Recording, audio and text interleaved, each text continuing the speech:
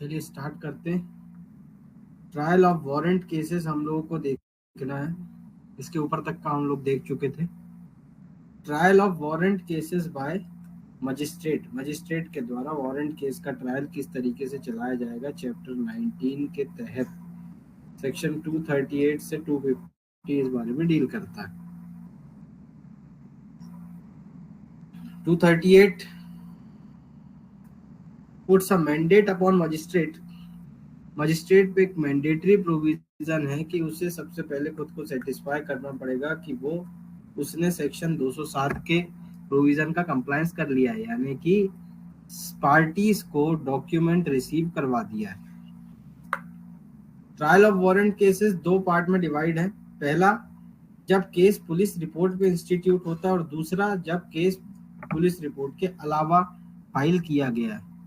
239 कहता है कि मजिस्ट्रेट जो है वो एक्यूज को डिस्चार्ज कर देता है यदि चार्ज जो लगाया गया एक्यूज के अगेंस्ट वो ग्राउंडलेस उसको लगता है। तो यदि पुलिस रिपोर्ट और डॉक्यूमेंट को एग्जामिन करने के बाद मजिस्ट्रेट का ये ओपिनियन यहाँ पे ग्राउंड है जिसमें प्रिज्यूम किया जा सकता है कि एक्यूज ने अपराध कारित किया है, तो ऐसी कंडीशन में उसके खिलाफ मजिस्ट्रेट साहब चार्ज बनाएंगे।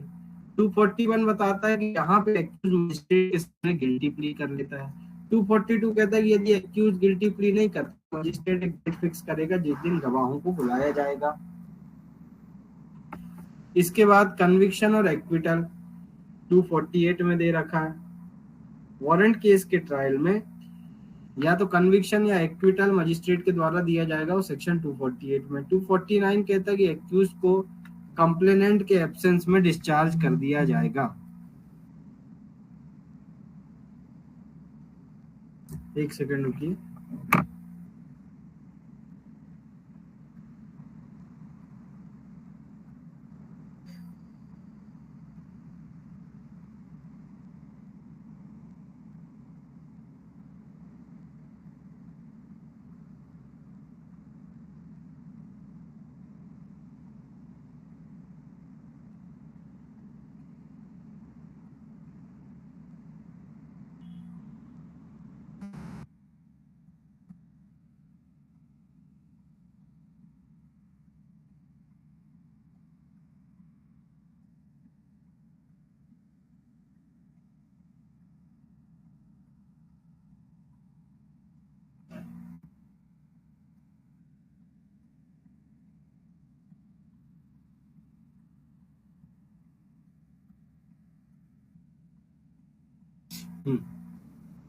अब देखिए, सेक्शन 250 कहता है कि यदि केस जो है केस इंस्टीट्यूट किया गया है कंप्लेंट पे या पुलिस ऑफिसर या मजिस्ट्रेट को इन्फॉर्मेशन दी गई थी उस पर, तो मजिस्ट्रेट का ऐसा ओपिनियन है कि कोई ग्राउंड नहीं बनता एक्विजिशन का एक्यूज के अगेंस्ट, तो फिर वो या तो उसको डिस्चार्ज कर देगा या एक्विट कर देगा।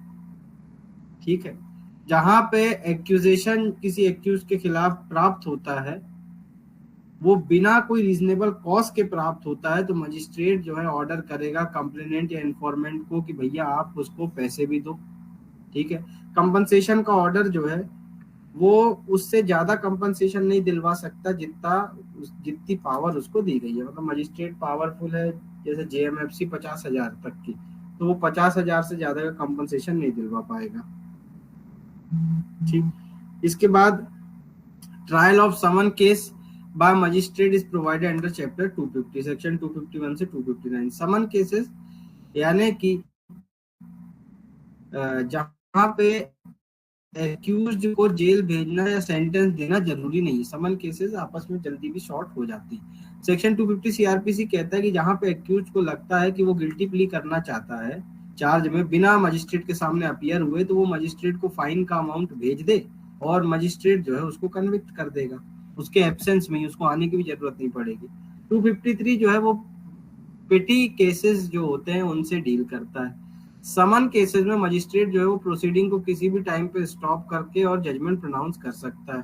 कोर्ट की पावर है कि वो समन केस को वारंट केस में भी कन्वर्ट कर सकती है, 259 में दे रखा है। In the interest of justice, एक मजिस्ट्रेट के पास पावर है कि वो समन केस को as a warrant case deal कर सकता है जहां पे ऑफेंस जो है वो 6 महीने से ज्यादा की इम्प्रिजनमेंट का है। फिर समरी ट्रायल, समरी यानी कि देखो हम लोगों ने पढ़ भी रखा है कि इस चैप्टर की समरी यानी कि बहुत बड़े चैप्टर को बहुत शॉर्ट में निपटा देना, तो समरी भी वही चीज है। समरी ट्रायल यानी कि एक शॉर्टर वे किसी को जजमेंट या जस्टिस दिलाने का। तो समरी वे से केस डील करने की पावर सीजेएम के पास, मेट्रोपॉलिटन मजिस्ट्रेट के पास और कोई भी फर्स्ट क्लास मजिस्ट्रेट के पास है। ठीक है, समरी ट्रायल में मैक्सिमम पनिशमेंट 3 महीने तक का ही दिया जा सकता है। ऐसे ऑफेंसेस जो कि डेथ, इम्प्रिजनमेंट फॉर लाइफ या 2 साल से ज्यादा की इम्प्रिजनमेंट से पनिशेबल नहीं है, उन्हें समरीली ट्राई किया जा सकता है। लर्किंग हाउस ट्रेसपास जैसे जो अपराध होते हैं वो समरीली ट्राई किए जा सकते हैं। थेफ्ट जिसमें 3000 से ज्यादा की चोरी नहीं हुई है वो। फिर चैप्टर 21A जो है वो डील करता है प्ली बार्गेनिंग पे। कसम भाई Abdul Rahman Bhai Sheikh versus State of Gujarat में बोला कि कोर्ट जो है, the court rejected the idea of plea bargaining in the ground that if it is against the, यदि कोई चीज पब्लिक पॉलिसी के अगेंस्ट है तो ऐसी कंडीशन में कोर्ट ने प्ली बार्गेनिंग को रिजेक्ट कर दिया था। 1991 में 12th लॉ कमीशन आई और अपनी 142nd रिपोर्ट में पेश किया। उसके बाद 1996 में उसकी 156th रिपोर्ट आई जिसके एवज इंट्रोड्यूस किया गया। मलिमत कमेटी ने जो है क्रिमिनल जस्टिस सिस्टम को रिफॉर्म किया और ये रिकमेंडेशन दिया जिससे प्ली बार्गेनिंग का इंट्रोडक्शन हुआ। प्ली बार्गेनिंग का कॉन्सेप्ट जो है 265A से L में दे रखा जो 5 जुलाई 2006 से लागू हो गया था। ठीक है, प्ली बार्गेनिंग का चैप्टर जो है 2005 के अमेंडमेंट एक्ट से ऐड किया गया। प्ली बार्गेनिंग केवल उन्हीं ऑफेंसेस के लिए हो सकती है जिसमें 7 साल से कम की सजा है। प्ली बार्गेनिंग के जो चार्जेस हैं वो हमेशा सेम रहते हैं लेकिन सेंटेंस जो है वो कम हो जाता है। प्ली बार्गेनिंग का मतलब एक तरीके से यही है कि सजा कम करवाना। प्ली बार्गेनिंग उन केसेस में भी की जा सकती है जो पुलिस रिपोर्ट में इंस्टीट्यूट हुए और जो कंप्लेंट केस हो। State of Madhya Pradesh versus Madan Lal में बोला कि there shall be no mediation in rape cases, rape cases में कभी कोई मध्यस्थता नहीं होगी। प्ली बार्गेनिंग उन केसेस में नहीं किया जा सकता जो socio economic condition of country के अगेंस्ट हो या अफेक्ट करते हो, उनमें नहीं किया जा सकता जो महिलाओं के अगेंस्ट हो, और उनमें नहीं किया जा सकता जो 14 ईयर्स के बच्चों के, जो 14 ईयर्स से कम के बच्चे हैं उनके अगेंस्ट किया गया हो। प्ली बार्गेनिंग की एप्लीकेशन एक्यूज फाइल कर सकता है, एफिडेविट उसके साथ उसको लगाना पड़ेगा। 260 प्ली बार्गेनिंग के प्रोविजन जो है 204 की इशू, मतलब 204 में जो इशू ऑफ प्रोसेस दे रखी है उसके अप्लाई होने के बाद से स्टार्ट हो जाएंगे। ठीक है, इसके बाद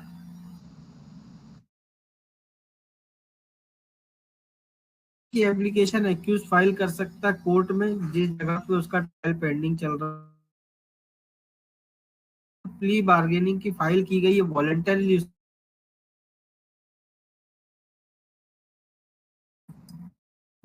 और एक्यूज को बोलेगा कि भाई आप कितना आपके लिए म्यूचुअली सेटिस्फैक्ट्री डिस्पोजिशन है वो डिसाइड कर लो। सेक्शन 265 ये बोलता है the manner of disposal of the case has been prescribed. देखो केस तभी, प्ली बार्गेनिंग में जो है केस तभी डिस्पोज हो पाएगा जब दोनों तरफ से एक म्यूचुअली सेटिस्फैक्ट्री डिस्पोजिशन हो।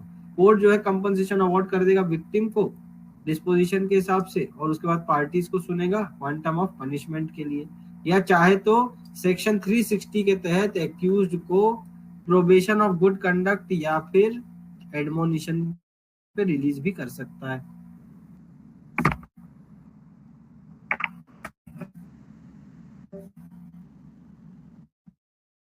स्क्रीन विजिबल है आप? यस सर, अभी नहीं हो रहा है सर।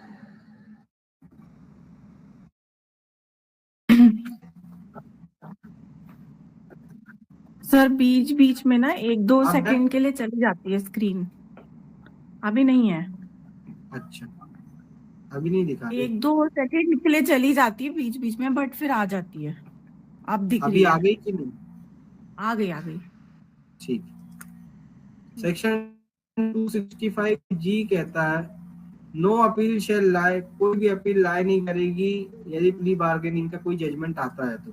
केवल एसएलपी जो है आप फाइल कर सकते हैं आर्टिकल 136 के तहत, और रिट पिटीशन लगा सकते हैं 226 227 में। सेक्शन 265 आई प्रोवाइड करता है कि जो पीरियड ऑफ डिटेंशन है जो अक्यूज अंडरगॉन किया है उसको सेट ऑफ कर दिया जाएगा against the sentence of imprisonment imposed under chapter 21A।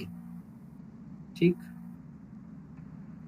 Section 428 CrPC deal करता है सेट ऑफ के कॉन्सेप्ट से, यानी कि जितना समय ऑलरेडी कोई व्यक्ति उसकी सजा के पहले जुडिशियल कस्टडी में काट चुका है, जेल में काट चुका है, तो उतनी सजा उसकी फाइनल सजा से कम कर दी जाएगी। इसको कहते हैं सेटिंग ऑफ। 265J कहता है चैप्टर 21A जो है उसका ओवरराइडिंग इफेक्ट होगा किसी भी इनकंसिस्टेंट प्रोविजन पे। 265 के प्रोवाइड करता है कि स्टेटमेंट ऑफ एक्यूज जो है उसको केवल और केवल चैप्टर 21A के पर्पस से इस्तेमाल किया जाएगा, इसके अलावा किसी से नहीं। और जो पर्सन, अब हम लोग आ जाते हैं चैप्टर 22। चैप्टर 22 बोलता है अटेंडेंस ऑफ पर्सन कन्फाइंड और डिटेन इन प्रिजन, ऐसे व्यक्ति जो कि जेल में है उनकी attendance. Power to require the attendance of an accused is with judicial, देखो judicial magistrate first class second class दोनों के पास पावर है, ठीक है। और उसके बाद काउंटर साइन सीजेएम के होंगे, वो इनकी अटेंडेंस सुनिश्चित कर सकते हैं। एक्यूज जो है, एक्यूज को प्रोड्यूस किया जाएगा कोर्ट के ऑर्डर से एट इंक्वायरी, ट्रायल और अदर प्रोसीडिंग में, ठीक। The power to exclude certain person from being produced before the court, कौन कौन से ऐसे व्यक्ति हैं जो कि कोर्ट के सामने पेश नहीं किए जाएंगे, उसकी पावर स्टेट गवर्नमेंट को दे रखी है 268 में।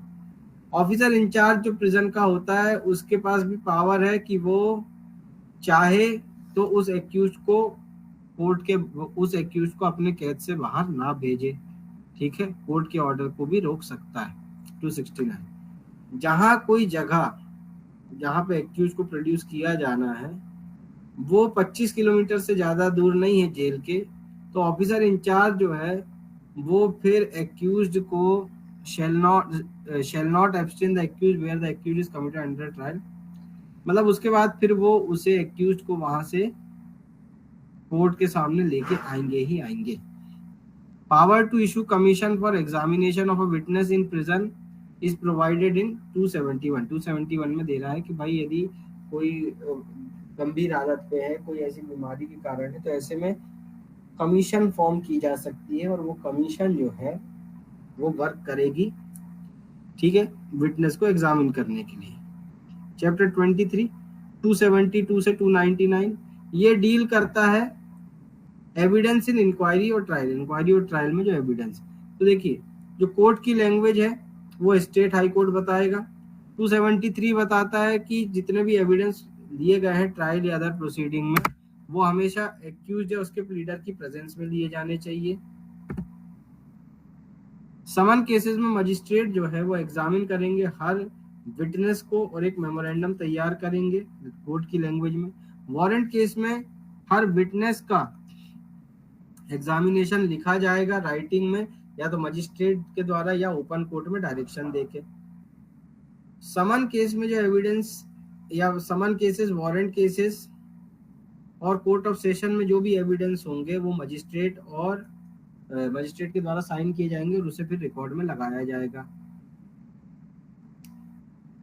जो भी कोर्ट ऑफ सेशन में ट्रायल करवाई जाएगी उसका रिकॉर्ड 276 में दे रखा है, ठीक है। वारंट केसेस में जो एविडेंस है और जो कोर्ट ऑफ सेशन के समक्ष जो एविडेंस है तो उनका ट्रांसलेशन भी किया जा सकता है यदि कोर्ट के लैंग्वेज में गवाही नहीं दी गई है तो। 277 जहां पे एविडेंस किसी विटनेस का सेक्शन 275 276 के अंदर लिया गया है तो उसे फिर पढ़ के सुनाया जाएगा एक्यूज की प्रेजेंस में। जहां कहीं भी एविडेंस जो एक्यूज के द्वारा दिया गया था वो कोर्ट की लैंग्वेज में नहीं, वो एक्यूज के समझने योग्य नहीं है तो फिर उसका ट्रांसलेशन करवाया जाएगा।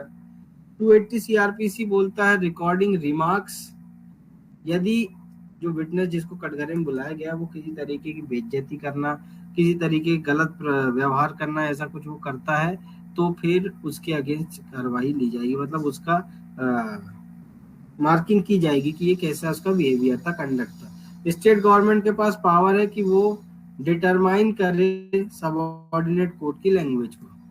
सेक्शन 281 प्रोवाइड्स कि जब कभी भी एक्यूज को एग्जामिन किया जाए मेट्रोपॉलिटन मजिस्ट्रेट के द्वारा, तो मजिस्ट्रेट जो है वो एक मेमोरेंडम तैयार करेगा जो भी एग्जामिनेशन हुआ उसका, उसको फिर मजिस्ट्रेट के द्वारा साइन किया जाएगा। यदि एग्जामिनेशन मजिस्ट्रेट के अलावा कोई अदर मेट्रोपॉलिटन मजिस्ट्रेट ने किया या कोर्ट ऑफ सेशन ने किया है, सॉरी, मेट्रोपॉलिटन मजिस्ट्रेट के अलावा किसी मजिस्ट्रेट या कोर्ट ऑफ सेशन ने यदि एग्जामिनेशन कंडक्ट किया है तो पूरे के पूरे एग्जामिनेशन जो है मजिस्ट्रेट या उस जज के द्वारा रिकॉर्ड किया जाएगा। 282 प्रिस्क्राइब करता है interpreter is bound to interpret truthfully, जो इंटरप्रेटर है वो उसे सत्यता से इंटरप्रेट करेगा। हर एक हाई कोर्ट जो है वो एक मैथड प्रिस्क्राइब करेगा जिसमें एविडेंस और एक्यूज का एग्जामिनेशन कंडक्ट किया जाएगा। 284 प्रोवाइड करता है कि जब इंक्वायरी, ट्रायल और अदर प्रोसीडिंग्स में ऐसा अपीयर होता है कोर्ट को कि भाई किसी विटनेस का एग्जामिनेशन आवश्यक और अटेंडेंस उस विटनेस की जो है वो प्रोक्योर नहीं हो पाएगी बिना देरी से, बिना एक्सपेंसेस के, बिना इनकन्वीनियंस के, तो ऐसे में जो है कोर्ट कमीशन इशू कर देता है। 284 बोलता है कि प्रेसिडेंट और वाइस प्रेसिडेंट के को एग्जामिन करने के लिए कमीशन इशू किया जाएगा। कमीशन जो है चीफ मेट्रोपॉलिटन मजिस्ट्रेट द्वारा डायरेक्ट की जाएगी, चीफ जुडिशियल मजिस्ट्रेट द्वारा, जिसके भी लोकल जुरिस्डिक्शन में वो चीज आती है। इसके बाद कमीशन रिसीव करने के बाद सीजेएम और सीएमएम जो है या जो मजिस्ट्रेट या जुडिशियल मजिस्ट्रेट अपॉइंट किए गए हैं वो विटनेस को समन करेंगे उनके सामने, ठीक है, या फिर प्रोसीड करेंगे विटनेस को और उसके बाद उसका एविडेंस रिकॉर्ड करवाएंगे वारंट केसेस में, जैसे होता है वैसे ही 286 कहता है। किसी भी प्रोसीडिंग की जो पार्टीज हैं जिसमें कमीशन इशू की गई वो इंटरोगेटरीज फॉरवर्ड कर सकती है राइटिंग में कोर्ट और मजिस्ट्रेट को, उनको डायरेक्शन देंगे कि कमीशन जब भी जाए तो ये हमारे प्रश्न है, ये प्रश्न आप उनसे पूछवा लीजिएगा, ठीक है, ये हमारी इंटरोगेटरीज।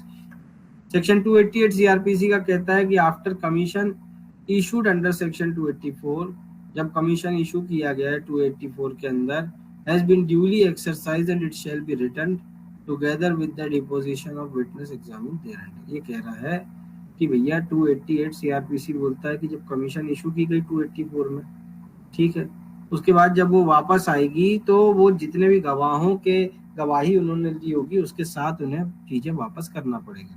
289 सीआरपीसी कहता है हर वो केस जिसमें कमीशन इशू किया गया था, इंक्वायरी, ट्रायल और अदर प्रोसीडिंग जो है उसको उस टाइम तक एडजर्न कर दी जाएगी जब तक कमीशन अपना कार्य करके रिटर्न नहीं हो जाता।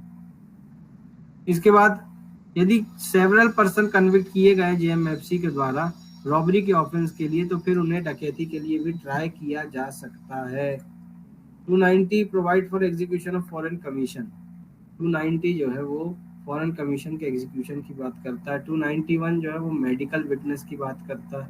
292 जो है वो मिंट के ऑफिसर्स के तरफ से जो एविडेंस आएगा उसकी बात करता है। 293 गवर्नमेंट साइंटिफिक एक्सपर्ट की रिपोर्ट की बात करता है। जहां पे जेन्युइननेस किसी डॉक्यूमेंट की डिस्पोज नहीं होती तो फिर ऐसे डॉक्यूमेंट को एविडेंस में बिना उस पर्सन की सिग्नेचर के जिसको साइन किया जाना चाहिए था सुना नहीं जाएगा या लिया नहीं जाएगा। जहां कोई एप्लीकेशन की दी गई किसी कोर्ट के द्वारा और एलिगेशन जो है वो पब्लिक सर्वेंट पे लगाए गए हैं तो एप्लीकेंट जो है वो एविडेंस दे सकता है उन फैक्ट्स का विद एफिडेविट, ठीक है, उन फैक्ट्स का जो कि उस सामने वाले व्यक्ति के अगेंस्ट लगाए हैं उसने। इसके बाद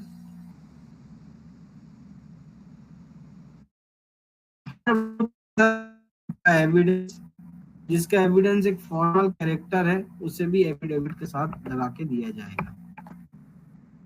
इसके बाद एफिडेविट, एफिडेविट को यूज किया जाएगा किसी के द्वारा सीआरपीसी के तहत, और मे बी sworn और affirmed before any judge or any judicial magistrate or any executive magistrate or any commissioner of oath or any notary। ठीक है, सीआरपीसी के अंदर जो एफिडेविट लाए गए हैं वो किसी कोर्ट में इस्तेमाल किए जा सकते हैं। ठीक, provision proving previous conviction are envisaged under section, देखो प्रीवियस कन्विक्शन के बारे में 298 सीआरपीसी में दे रखा। 299 प्रोवाइड करता है एग्जामिनेशन ऑफ विटनेस, यदि एक्यूज्ड मतलब एक्यूज्ड के एब्सेंस से वो एग्जामिनेशन कंडक्ट नहीं हुआ तो क्या होगा। एक पर्सन एक्यूज्ड है किसी अपराध के लिए क्रिमिनल कोड के तहत, can be called upon two give evidence, और उसे भी बुलाया जा सकता है एविडेंस देने के लिए अंडर ओथ। ठीक है, जनरल प्रोविजन इंक्वायरी और ट्रायल के लिए। अब ये जो जनरल प्रोविजन वाला पार्ट है ये हम करेंगे नेक्स्ट क्लास में। ठीक है, आज के लिए इतना ही था। 300 तक अब हम लोग पहुंच चुके हैं। हमारे कुछ 184 सेक्शन बचे हुए हैं। 184 जो बचे हुए सेक्शन है वो भी हम जल्दी जल्दी कवर कर लेंगे। तो थैंक यू सो मच।